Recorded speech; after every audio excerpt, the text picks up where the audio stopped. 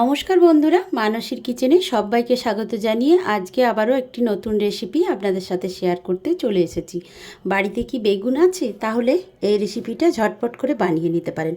আর যদি না থাকে তাহলে অন্য কোনো দিন আমার রেসিপিটিকে অবশ্যই বানিয়ে খান আর আমাকে কমেন্ট করে জানান। আসুন দেখে নেওয়া যাক বেগুনের এই নতুন রেসিপিটি। বেগুনের রেসিপি বানানোর জন্য আমি অবশ্যই একটা বেগুন নিয়েছি। এটা আমি একটা নিয়েছি, আপনারা চাইলে কিন্তু পরিমাণ বুঝে নেবেন। আপনাদের যদি বেশি পরিমাণ বানাতে হয় তাহলে আরও নিতে পারেন। তো এখানে দেখুন বেগুনটাকে ধুয়ে ভালো করে পরিষ্কার করে এরকম ছোট ছোট টুকরো করে কেটে নিয়েছি। এইভাবে কেটেছি যাতে ভালোভাবে ভাজা হয়, মানে ভালোভাবে ভাজা হয়, একদম কাঁচা না থাকে। তার জন্যে আমি লম্বা লম্বা পাতলা পাতলা করে কেটেছি দেখুন। আর লবণ হলুদ মাখিয়ে রাখলাম কিছুক্ষণের জন্য, যাতে তেলটা কম পুড়ে। হলুদ লবণটা মাখানোর জন্য তেলটা কিন্তু বেশি প্রয়োজন লাগে না, খুব সহজেই ভাজা হয়ে যায়। আর হলুদটাও ভেতরে ঢুকে যাবে। যাই হোক, আমি এখন এটাকে মাখিয়ে রেখে দিলাম। আর এদিকে একটা কন্টেনারে আমার 200 গ্রাম টক দই ছিল, সেটাকে একটা মিক্সিং বাটিতে ঢেলে নিলাম। আর নিলাম এর সাথে 1.5 চামচের মতো চিনি, আর নিলাম বিট লবণ।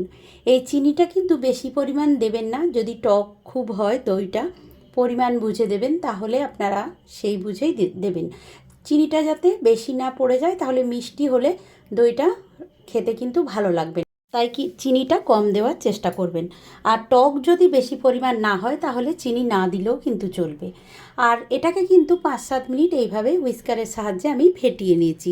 আপনারা চাইলে মিক্সিতেও ফেটিয়ে নিতে পারেন, মিক্সিতে ঘুরিয়ে নেবেন, তাহলে কিন্তু একটু পাতলা হয়ে যেতে পারে, কিন্তু মিক্সিতেও এটা খুব সুন্দরভাবে ঘুরিয়ে নিলে ফেটানো হয়ে যাবে।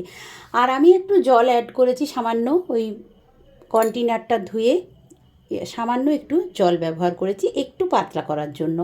আর দেখুন এদিকে আমি কড়াইটা গরম হতে দিয়েছি। গরম হয়ে যাওয়ার পর আমি সর্ষের তেলেই রান্নাটি করব, তাই বেগুনগুলো ভেজে নেওয়ার জন্য আমি তেলটাকে গরম হতে দিয়েছি, সর্ষের তেল। আর দেখুন একটা বেগুনের কিছুটা অংশে একটু পোকা ছিল, সেটাকেও কেটে বাদ দিয়ে দিয়েছি। এবার বেগুন থেকে দেখুন কতটা পরিমাণ এক্সট্রা যে জলটা সেটা বেরিয়ে গেছে, তাতে ভাজতেও সুবিধা হবে, তেলটাও একটু কম টানে। তাই এইভাবে অবশ্যই বেগুনটাকে লবণ আর হলুদ দিয়ে কিছুক্ষণ ম্যারিনেট করে রাখবেন।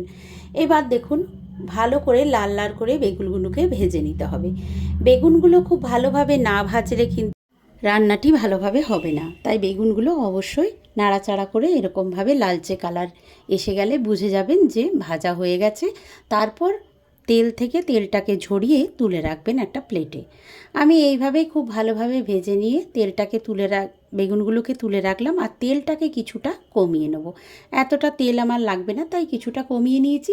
আর ফোড়নের জন্য দেখুন একটা কারি পাতার ডাল নিয়েছি, এটা আগে থেকে ভালো করে ধুয়ে পরিষ্কার করে নিয়েছিলাম।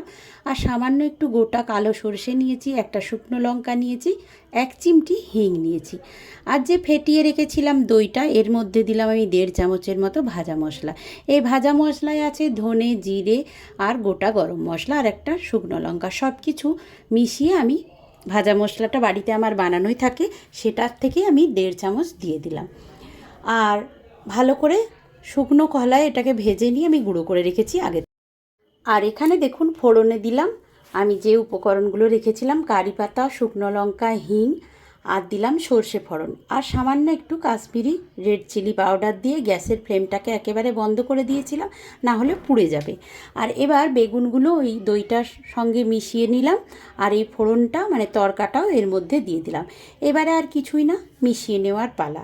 আর কিন্তু এটাকে রান্না করা যাবে না। এইভাবেই যদি দই বেগুন বানিয়ে খান তাহলে বুঝতে পারবেন এর স্বাদ কত ভালো, কত টেস্টি হয় এটা। এটাকে কিন্তু বিশেষ কিছুই লাগে না, কম উপকরণে কম সময়ে চটজলদি আপনারা বানিয়ে নিতে পারেন। আর এই একটা পদ দিয়েই কিন্তু রুটি ভাত সব কিছুই খাওয়া হয়ে যাবে। দুপুরে তো ভাতের সঙ্গে অপূর্ব লাগবে, এমনকি রুটি দিয়েও খেতে দুর্দান্ত লাগবে। অবশ্যই একবার ট্রাই করে দেখবেন, আমাকে কমেন্ট করে জানাবেন আপনাদের কেমন লেগেছে আমার এই দই বেগুনের রেসিপিটি। যদি ভালো লাগে তাহলে চ্যানেলটিকে সাবস্ক্রাইব করে বেল নোটিফিকেশনটা অবশ্যই অন করে দেবেন নতুন বন্ধুরা। আর পুরনো বন্ধুরা আমার সাথে থাকার জন্য অসংখ্য ধন্যবাদ।